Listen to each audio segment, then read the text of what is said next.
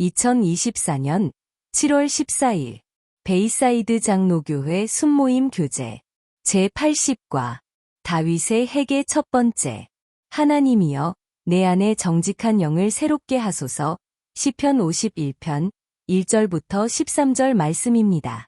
다윗의 시 인도자를 따라 부르는 노래. 다윗이 밧세바와 동침한 후 선지자 나단이 그에게 왔을 때 하나님이여 주의 인자를 따라 내게 은혜를 베푸시며 주의 많은 긍휼을 따라 내 죄악을 지워 주소서. 나의 죄악을 말갛게 씻으시며 나의 죄를 깨끗이 제하소서. 무릇 나는 내 죄과를 아오니 내 죄가 항상 내 앞에 있나이다.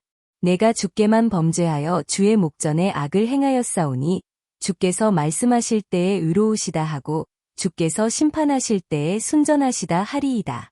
내가 죄악 중에서 출생하였으며 어머니가 죄 중에서 나를 잉태하였나이다. 보소서 주께서는 중심이 진실함을 원하시오니 내게 지혜를 은밀히 가르치시리이다. 우슬초로 나를 정결하게 하소서. 내가 정하리이다.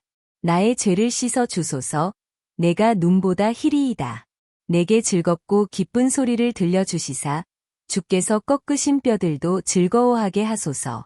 주의 얼굴을 내 죄에서 돌이키시고 내 모든 죄악을 지워 주소서. 하나님이여 내 속에 정한 마음을 창조하시고 내 안에 정직한 영을 새롭게 하소서. 1번. 다윗은 나단 선지자가 자기의 죄를 지적할 때 무엇을 하였으며 그것이 당신에게 주는 교훈은 무엇입니까?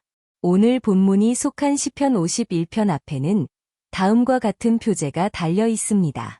다윗이 밧세바와 동침한 후 선지자 나단이 그에게 왔을 때.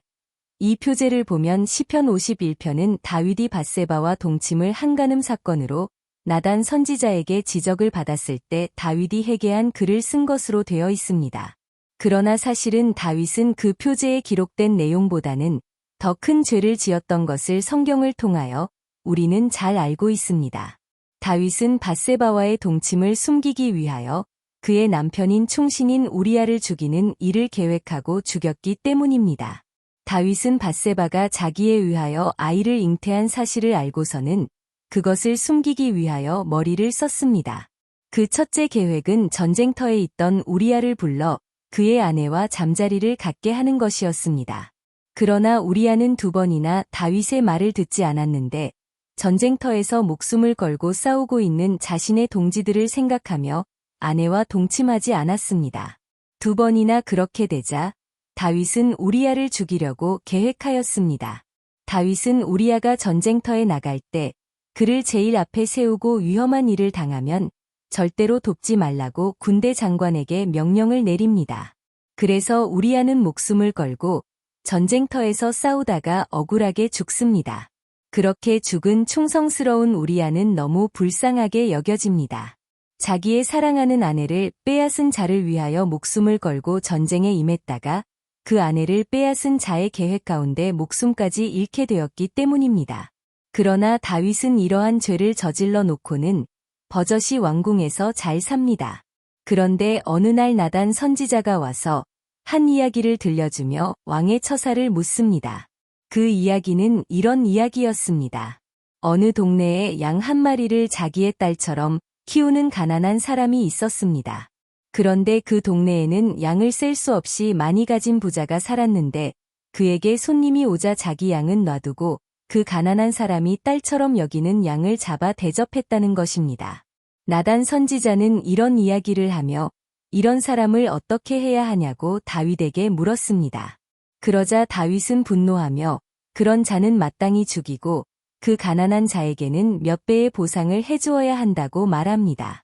그때 나단 선지자는 그 부자가 바로 당신이라고 말하였습니다. 그리고는 왕은 후궁을 비롯하여 많은 아내를 가진 자였으나 가난한 신하의 하나밖에 없는 아내를 빼앗았기 때문이라고 말하였습니다. 그것도 충실한 신하의 아내를 말입니다. 그때 다윗은 자신의 죄를 하나님이 아셨음에 놀라며 회개하기 시작합니다. 우리는 이러한 다윗을 보며 실망될 것입니다.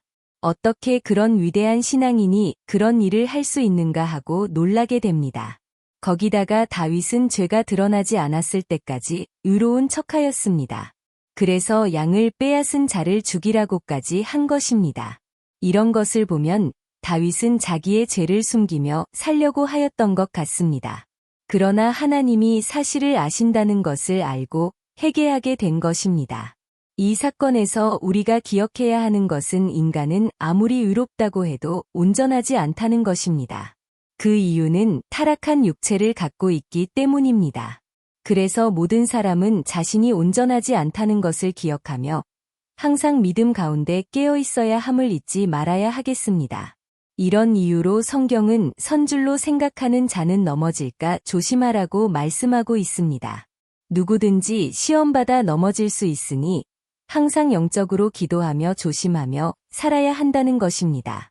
그 다음으로 이 사건에서 우리가 기억해야 할 것은 진정한 회개를 하기 위해서는 하나님이 우리를 보고 계시다는 것을 항상 기억해야 한다는 것입니다. 이 시간 우리에게도 이러한 다윗의 깨달음이 있기를 바랍니다. 하나님이 지난 한 주간도 그리고 우리의 과거를 보시고 아신다는 깨달음입니다. 그러면 우리는 저절로 회개가 나오게 될 것입니다. 그 누구도 하나님 앞에서 온전한 자는 없을 것이기 때문입니다. 다윗은 범죄한 사실을 하나님 앞에서 회개하면서 자신이 그동안 어떠한 마음으로 살았는지를 고백하는 것을 봅니다. 그러므로 회개 없이 사는 인생의 마음은 너무도 괴롭다는 것을 알게 됩니다. 다윗은 먼저 3절에서 자신의 죄가 항상 자신 앞에 있다고 말하였습니다.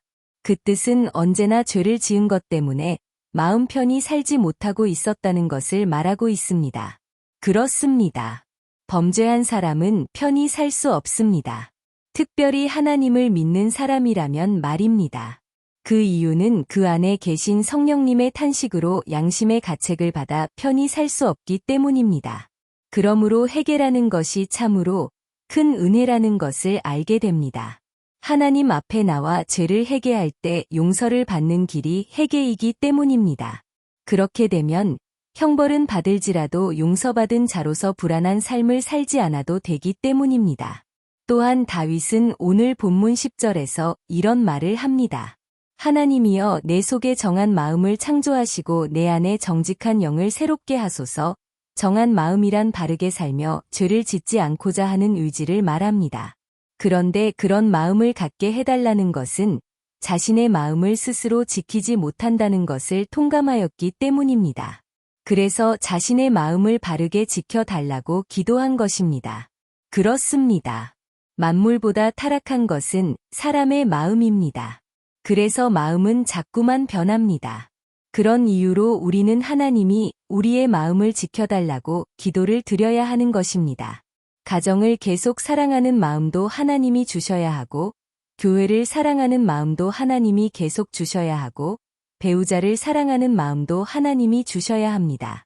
변질되기 쉬운 것이 우리의 마음이기 때문입니다. 그러므로 이 시간도 기도할 때 주님, 내 마음을 지켜주옵소서라고 기도해야 합니다. 그리고 내 자녀들의 마음도 바르게 지켜달라고 기도해야 하겠습니다. 당신은 자신의 마음이 변질될 수 있다는 것을 느끼고 있습니까? 그렇다면 우리의 신앙이 변질되지 않기 위해 해야 할 일은 무엇이라고 생각하십니까? 2번. 오늘의 말씀을 통하여 새롭게 느낀 점과 결단하는 바를 서로 나누어 봅시다.